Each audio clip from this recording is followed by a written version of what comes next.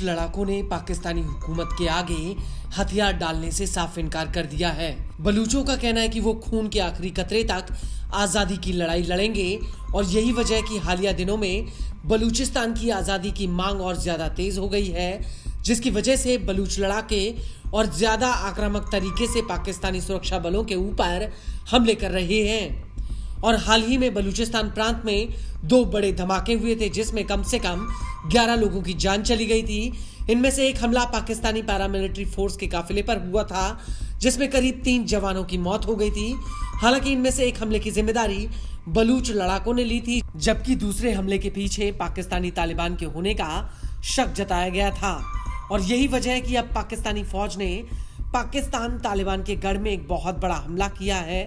दरअसल पाकिस्तानी एयरफोर्स ने खैबर पख्तूनख्वा इलाके में आसमान से बमबारी की है, जिसमें महिला बच्चों समेत करीब 30 लोगों की जान चली गई। कई मीडिया रिपोर्ट्स में इस हमले की पुष्टि हो चुकी है। रिपोर्ट के मुताबिक पाकिस्तानी फाइटर जेट्स ने 22 सितंबर 2025 की तड़के सुबह करीब 2 बजे तिराहा घाटी के मतरे दारा गांव पर 8 LS-6 बम गिराए। पाकिस्तानी जेट्स की बमबारी में आधे से ज्यादा गांव मिट्टी में मिल चुका है और हकीकत में घायलों का आंकड़ा आधिकारिक रूप से कहीं गुना ज्यादा है। कई मीडिया रिपोर्ट्स में यह भी कहा जा रहा है कि पाकिस्तानी एयरफोर्स ने तहरीके तालिबान के लड़ाकों को निशाना बनाने के लिए ये हमला किया। स्थानीय सूत्रों और हमले में जिंदा बचे लोगों का कहना है कि रात के अंधेरे में जब लोग सो रहे थे तो ये बम आबादी वाले इलाकों पर आकर गिरे और जब सुबह हुई तो मात्रे दारा गांव शवों से पट गया था और चारों तरफ घर मलबे के ढेर में तब्दील हो चुके थे।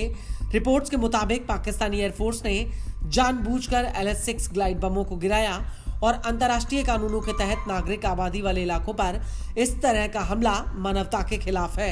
वहीं खैबर पख्तूनख्वा की पुलिस के मुताबिक प्रांत में जनवरी और अगस्त 2025 के बीच 605 आतंकी घटनाएं हुई, जिनमें 138 नागरिक और 79 पाकिस्तानी जवानों की मौत हो गई। अगस्त में अकेली ऐसी 129 घटनाएं हुई थी, जिनमें 6 पाकिस्तानी सेना और पैरामिलिट्री फेडरल के जवान मारे गए थे। इस हमले को लेकर एमनेस्टी इंटरनेशनल का कहना है कि खैबर पख्तूनख्वा में आतंक विरोधी हमलों की वजह से कई नागरिकों की जान चली गई। पाकिस्तानी सरकार नागरिकों की जान और उनकी संपत्ति को बचाने में नाकाम रही है। इलाके के लोग बढ़ते ड्रोन हमलों की कीमत चुका रहे हैं।